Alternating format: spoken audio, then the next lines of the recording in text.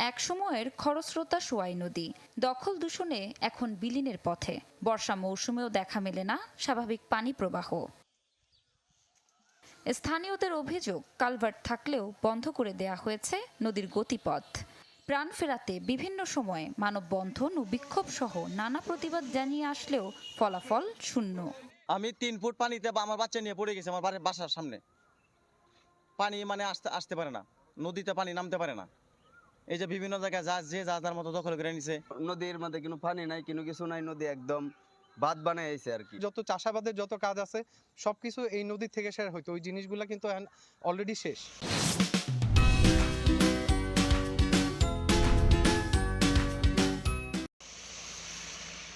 যদিও পানি প্রবাহ ঠিক রাখতে ২ বছর আগে শুরু হয় এই নদীর পুনর্খনন কাজ, যা শেষ হওয়ার কথা চলতি বছরের ডিসেম্বরে। তবে পানি উন্নয়ন বোর্ড বলছে দখলদারদের কারণে ব্যাহত হচ্ছে প্রকল্পের কাজ। আমরা চেষ্টা করে যাচ্ছি কাগজপত্রগুলো যাচাই বাছাই, আমরা ইতিমধ্যে অনেক কিছুই করেছি, আমরা আরও কাগজপত্র যাচাই বাছাই অব্যাহত রয়েছে। আমরা আশা করছি আমরা একটা ফ্রুটফুল সমাধান করতে পারবো। পুরা জমিটা জনগণ চাচ্ছে, কিন্তু ব্যক্তির একটু ক্ষতি হবে। সেই প্রেক্ষাপটে নদীটা আসলে স্ট্রিমটা চালু করতে সকলেই এখানে যারা আছে সকল জনগণই, যার নামে জমি আছে সেও চায় নদীটা সংযোগ হোক।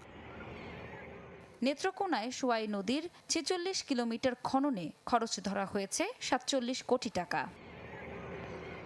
Desk report, channel 24।